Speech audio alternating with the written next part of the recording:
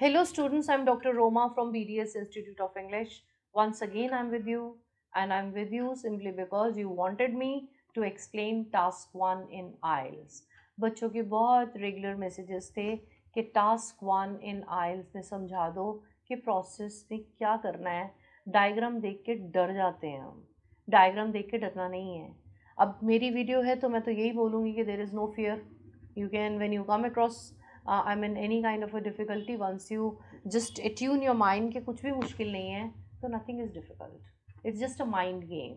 आप माइंड में अपनी प्रोग्रामिंग कर लेते हो कि बहुत मुश्किल है और मैं नहीं कर सकती, तो वो नहीं होता. Just prepare your mind, it's not difficult. If one can get 8 bands, why not you? You are also capable enough. क्योंकि मेरी नज़र में हर स्टूडेंट केपेबल है, हर टेस्ट टेकर केपेबल है. सिर्फ प्रॉब्लम आती है उसको कि वो मेंटली हार जाता है. अब ये प्रोसेस कोई हारने वाली चीज़ नहीं है. ध्यान से देखो, there is a process. I be sharing the screen with you. Process में क्या होता है, एरोज़ लगे होते हैं और हमें कुछ नहीं करना. हमें सिर्फ एरोज़ के साथ साथ चलते जाना है. एरोज़ के साथ when we will be moving with arrows, the only thing is we'll be putting up the connectors, we will be joining, we will be just explaining in a half line or one line, not your opinions. आपकी ना तो इसमें opinions चाहिए, ना आपके conclusions चाहिए, ना आपकी suggestions चाहिए, ना ही आपकी मर्जी की intro चाहिए. अब जब इतना कुछ आपकी मर्जी का नहीं है तो आप बोलोगे मैम फिर मैंने करना क्या है. आप ही नहीं करना है. आपने पता है क्या करना है. आपने डायग्राम को ध्यान से देखना है. You will have a clear look at the diagram. And आपने सिर्फ एक चीज़ मेरी याद रखनी है कि it is a picture comprehension. कि हमने जो देखा वो लिख दिया. That's it. यही चीज़ होती है task 1. Task 1 is nothing making your own ideas और opinion. It is not like task 2. It is very very different. It is not as I mean task 2 में उसने कुछ पूछा तो आप सोचने बैठ गए. सोचना ही नहीं है, कुछ भी देखना है, उसको ध्यान से स्टेप्स को कवर करना है and you have to write. Now just I am going to share the screen with you. I will be giving the solution also and you will be finding it very very easy. See, the question is, the diagram below shows the process by which bricks are manufactured for building industry. Building industry, bricks manufactured. Manufactured is a keyword. कि bricks कैसे manufacture होती है वो एक keyword है and that is an introduction. Rest कुछ नहीं है. Rest are the steps sorry. Rest are the steps and the stages. First step क्या है, क्ले आया. मैं आपको आराम से सिंपल लैंग्वेज में समझा रही हूँ. जो रिटन लैंग्वेज है वो आप स्क्रीन पे पढ़ के समझ जाओगे. Now there is a clay. The diagram indicates a process by which bricks are manufactured for the industry building.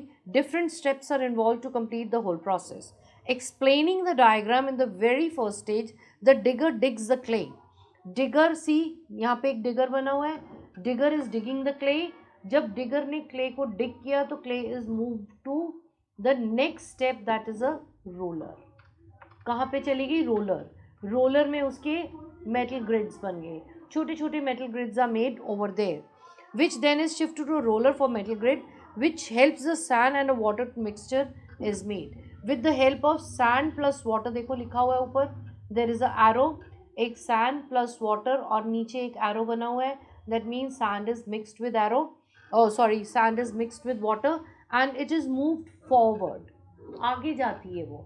आगे कहाँ पे जा रही है वो वायर कटर में चली जाती है. देन वायर कटर के बाद मोल्ड्स में जाती है. मोल्ड्स के बाद it is a brick formation which is made. अब यहाँ तक ऊपर तक का ध्यान से देखो, इतना पार्ट समझो that it is a process. अभी तक हमने क्या करा, we have done it into 3 stages. It is into 3 stages. Now we'll be moving according to the arrow which is coming down. Now after the brick is made, it is shifted to the dyeing oven. गर्म होने के लिए it goes to the dyeing oven. That is the next step, where the temperature is 24, where it is kept for 24 to 48 hours. That is the time that is mentioned. Whether it is a time or whether it is a temperature, you have to talk about that. क्योंकि हम अपने आप से कुछ नहीं कर रहे हैं, जो चीज़ है वही हम लिख रहे हैं. Then after keeping it in the oven, it moves into the further block. Kiln में मूव हो जाती है with a moderate temperature 200 to what is it 200 to 980 cc. Then next kiln में हाई टेम्परेचर पे जाती है. Then it is in the cooling chamber. The final stage is it goes into the cooling chamber. So the process of this cooling and heating is completed. After completing the process, the brick is ready for packing. This is a semi-final stage of the brick. You can use a word. It's a semi-final stage of the brick which is ready for the packing, and after packing it goes to the final stage, that is for the delivery. This is task 1. कहीं पे भी मैंने अपनी opinion लगाई, कहीं पे भी मैंने आपको बताया कि ब्रिक कैसे बनती है, ब्रिक आती कहाँ से, कुछ भी नहीं करना है. Whatever is given to you, you have to stick only to that in order to get a good score. It is just remember one thing, it is 150 words, and 150 words को आप 300 words में नहीं लिख सकते. You have to be very precise and short, and you have to complete it in a given time frame with a given time period what is there. Now this is a diagram I have discussed with you. अगर आपको I mean task 1 में कुछ और भी difficult लगता हो तो just drop me a message, I'll discuss that with you.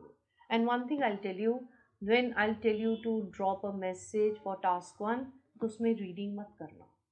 जब मेरी रीडिंग की वीडियो होगी तो मैं आपको बोलूँगी कि आप रीडिंग की डिफ़िकल्टीज़ हो, गिव मी रीडिंग्स. अब मेरा माइंड कोई कंप्यूटर तो है नहीं कि मैं रीडिंग में टास्क 1 समझा दूँ, टास्क 1 में लिसनिंग समझा दूँ. I always pick up module wise. मैं क्लास में भी ऐसी ही डिफ़िकल्टीज़ लेती हूँ कि बच्चे की भी कॉन्सेंट्रेशन रहे और टीचर की भी कॉन्सेंट्रेशन रहे. आप मेरे को बता देना टास्क 1 में अगर आपको कुछ और पूछना है तो मैं आपके साथ वो भी डिस्कस कर लूँगी. I am ready to help you. I hope it's clear and everything goes on in the classes, online templates, every facility is given to you. I'm live with you, I'm with videos, I'm on Instagram. Whatever you want me that I should do for you, I'm blessed to do it. It is just the biggest good wishes I get it from my students. I hope it's clear. Stay happy, stay safe, and may God bring IELTS a good results for you. Thank you so much.